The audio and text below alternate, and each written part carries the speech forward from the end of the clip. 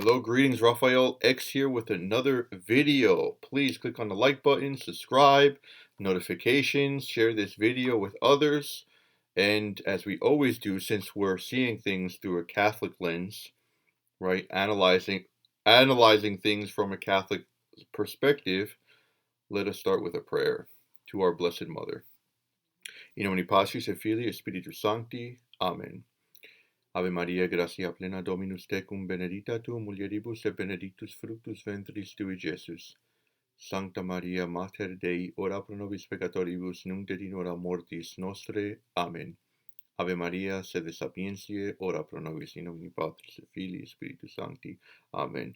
All right, let Our Lady help us, especially since we are getting near these end times. Actually, the end times began with the coming of Christ, of course. So, the church does teach that in the end times, the Antichrist will come.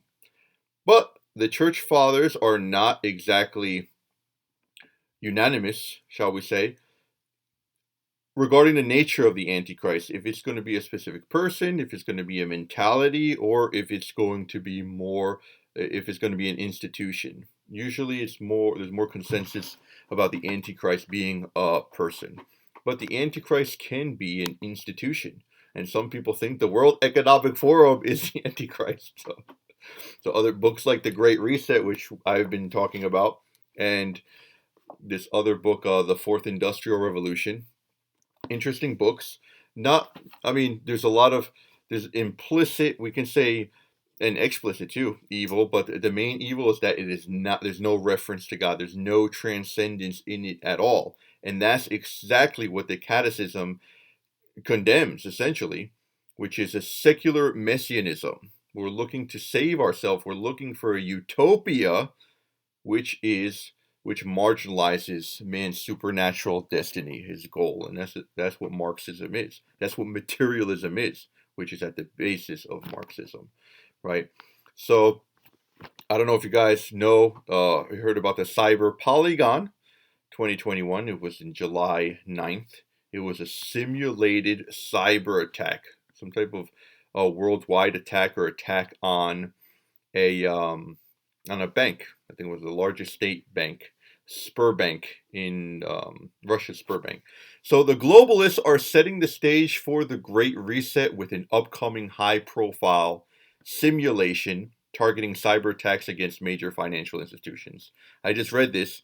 It was an article, a title of an article, but the meeting already happened. They simulated the cyber attack. Now, if you remember the event 201, they simulated the pandemic.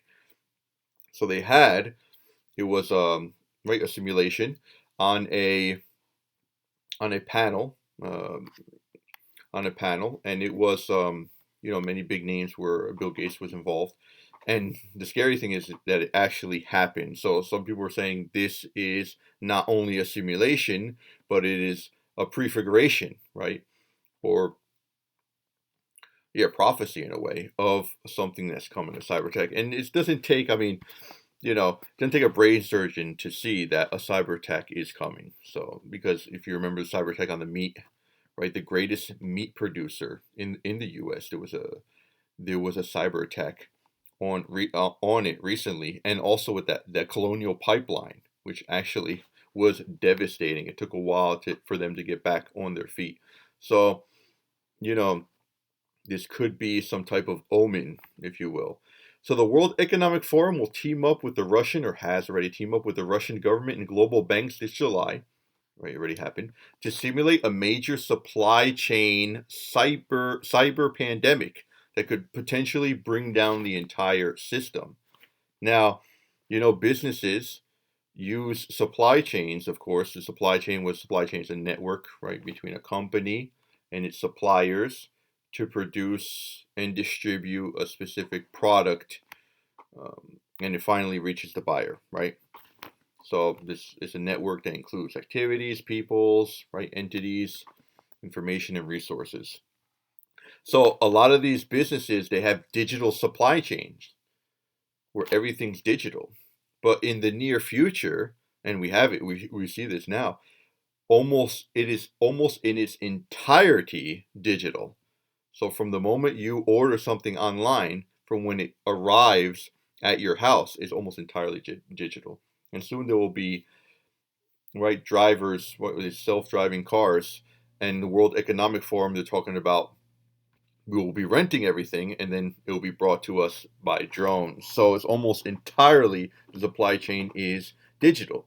So this cyber tech will be affecting the supply chain. So that's why we need, right, supply chain security. And this is something that's coming up big. Excuse me. Supply chain security is a broad term that encompasses the efforts to reduce the risk of both external and internal threats such as terrorism, piracy, and theft, both in the real world and in cyberspace.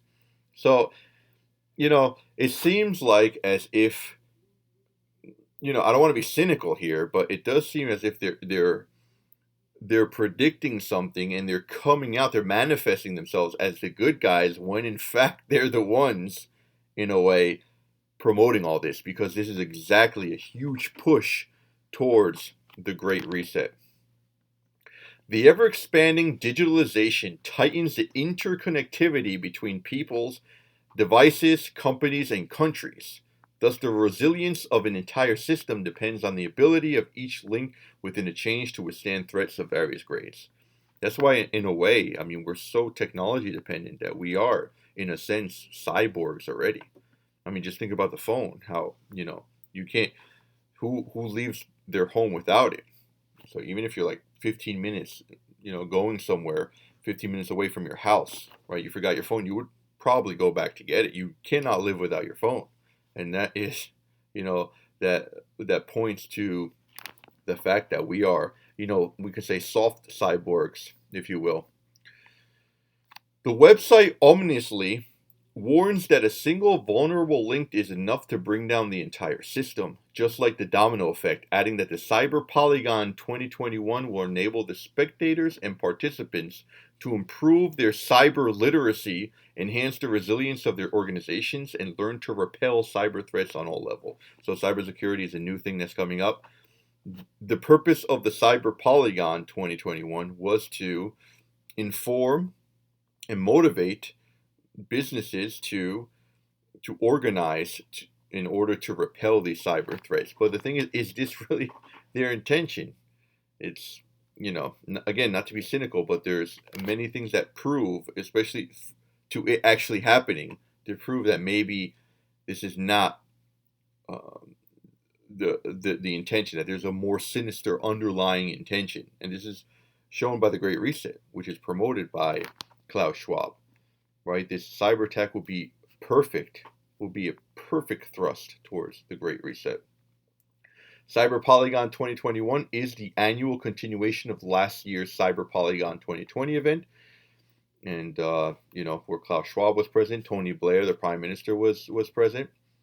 And the 120 organizations spread over 29 countries took part in 2 scenarios. This is Cyber Polygon 2021. Defensive response that were simulated at Cyber Polygon 2020. Okay. Notably, one of the presenters was, all right, I'm not going to get into this. Some of this article I pick and choose from different articles.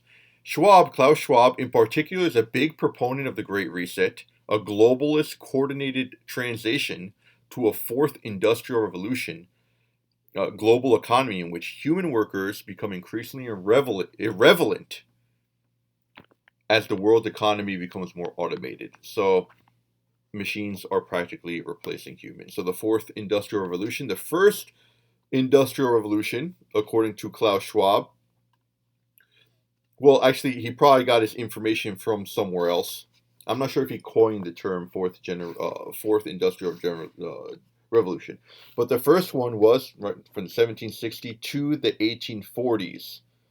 Triggered by the construction of railroads, the invention of the steam engine, ushered in the mechanical production. The second industrial revolution started in the late 19th century into the early 20th century, made mass production possible, fostered by the advent of electricity and the assembly line. The third industrial revolution began in the 1960s. It is usually called the computer or digital revolution because it was catalyzed by the development of semiconductors, mainframe computing, personal computing, and the internet. which came out in the 1990s. So we know about this third, right, third industrial revolution. But now this fourth industrial revolution is a huge push to the digital era, right, where digital technologies really dominate in all spheres of life, right? Industry 4.0, they say. So some say that the cyber pandemic is an inevitable consequence of the quick developing high-tech world in which we live. But it is still fair to point out that 2021 is the year that many have been predicting for the final destruction of big institutions that will lead to new economic systems that align with the Great Reset, right? So is it a coincidence that the globalists launched these simulations and that these simulations perfectly align with their radical goals of transforming public life? You see? When the world's most powerful people, such as the members of the WEF, the World Economic Forum, desire to make radical changes, crisis conveniently emerges, right? So, just like the pandemic, Event 201. Whether war, a plague, or economic collapse. So, I'm telling you, this is an omen that enable a reset of the system, which is frequently accompanied by a massive upward transfer of wealth. So we're seeing this Great Reset. We're going to read some parts from this Great Reset, talking about digitalization and the technological reset, which, as I mentioned, this book, The Great Reset, differentiates macro reset and micro reset. Macro on the grand level and micro on the smaller level. So this is a macro reset, the technological reset. The fourth industrial revolution. That was a book published in 2016. This was published in 2020 during the pandemic, actually. The Great Reset was written a couple months after the pandemic. Surprise, surprise. The fourth industrial revolution made the case that technology and digitalization will revolutionize everything, making the overused and often ill-used adage, "this time is different," apt. Simply put, major technological innovations are on the brink of fueling momentous change throughout the world. And this is true. I mean, the last 10 years has probably seen more technological advance than the whole rest of the years of mankind.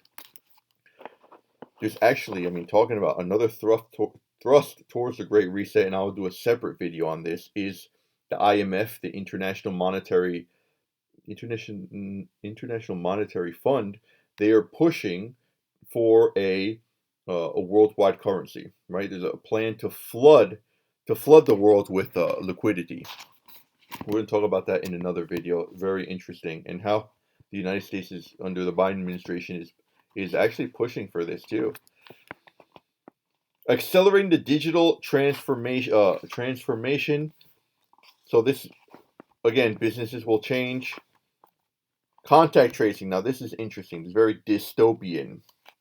An important lesson can be learned from the countries that were more affected in dealing with the pandemic. Technology in general and digital in particular help. Successful contact tracing to be a key component of the successful strategy against COVID-19. So we need contact tracing, contact tracking, and surveillance. Now, later on, to his credit, Klaus Schwab is going to mention the potential dangers and risks of the surveillance, especially when or if it gets into totalitarian hands. And it's a question of when, right?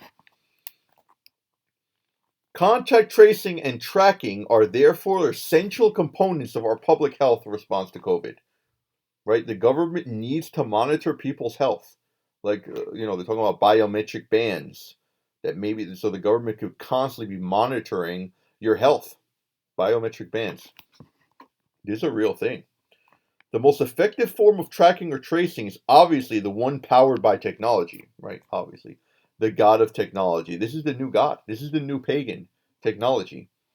So technology is supposed to be for our use, and it's a good because it's a good in the sense that we can manipulate nature for our benefit, right? We can manipulate science for our benefit, but it's not supposed to control us, right? We control it. We use it as a means. It's not an ends. Technology is not an ends. It's not a God. It's a means to get to God, right? We can't absolutize and idolize technology, which is what's happening today, right? Those people who stay online for the latest iPhone 12, right? Camp out to get their new iPhone.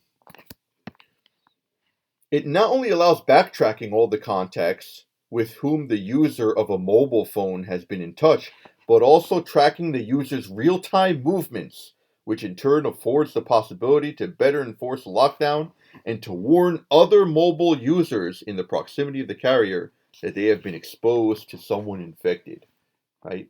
This is surveillance, right? So it's all about, let's help the community health wise, but marginalizing or actually suppressing is a better word, individual rights. And this is what happens. This is what happens when there's no transcendence. This is what happens when we absolutize this life. We do the craziest things to support this life, right? Because this life is the only thing we have. So it's logical, right? It's mathematical in that sense. It's a logical consequence. Other options exist. Then he's gonna okay. So we're gonna go. Now he's going to admit that this, right, Klaus Schwab, this is something that is controversial. The risk of dystopia. So he's going to say that getting into the wrong hands. This could be something bad. Over the coming months and years, the trade-off between public health benefits and loss of privacy will be carefully weighed, becoming the topic of many animated conversations and heated debates. Okay, to his credit. Despite all the precautions certain countries take to control the power of tech and limit surveillance, some thinkers worry about how some of the quick choices we make today will influence our societies for years to come. And he doesn't really answer them. He just kind of expounds, right? Yeah, what they write. He doesn't really contradict him to his credit, but again, there is a much more underlying intention here, sinister intention. This is just to manifest his quote unquote goodness. We have been warned. Some social commentators like Evgeny Morozov go even further, convinced that the pandemic heralds a dark future of techno-totalitarian state surveillance. And why would it? And why wouldn't it? So even Spinoza, the 17th century philosopher who resisted oppressive authority all his life, famously said, "Fear cannot be without hope, nor hope without fear." This is a good guiding principle to conclude this chapter, along with the thought that nothing is inevitable and that we must be systematically aware of both good and bad outcomes. Dystopian scenarios are not a fatality. I'm not sure what he means by that. It is true that in a post-pandemic era, personal health and well-being will become a much greater priority for society. It will become God, right, as it already is. It would become godlike. You remember the time when people used to take risks, especially risking their own lives to do something? That is gone. That mentality is so foreign today. It's unthinkable to risk your life. My life is the most absolute thing I have. And even in a natural sense, it's honorable, right? A man who serves in the military is honorable. We have to live with something, right, or for something rather, that is greater than our lives. Our lives cannot be the absolute value. It can't. It will be miserable. And with that philosophy, the state will be miserable. It is true that in a post-pandemic era, okay, the much greater priority for society, right, life and health, which is why the genie of tech surveillance will not be put back into the bottle. It will be used. But it is for those who govern and each of us personally to control and harness the benefits of technology without sacrificing our individual and collective values and freedoms. And the thing, you can't really believe in values and freedoms without a reference to God. You can't. You can't, essentially. Again, communism, there's nothing higher than the state. So therefore, the state is the giver of rights, not the state recognizes the rights. That is believed with the true theists. All right, so I'll leave it there. I didn't want to make the video too long, as I usually say. Sometimes I do go long, but I think this one is a pretty good time, 20 minutes. So I'm going to do another video later on talking about the global currency, right, that the IMF is promoting. I will leave it at that, and please continue to pray. Pray the rosary also for my non-Catholic audience. Also consider praying the rosary, which is a powerful weapon. Try it. Try at least 3 Hail Marys a day. Very powerful weapon, especially in our times. All right, well, I'm out, and thank you very much for hearing. And until next time, God bless.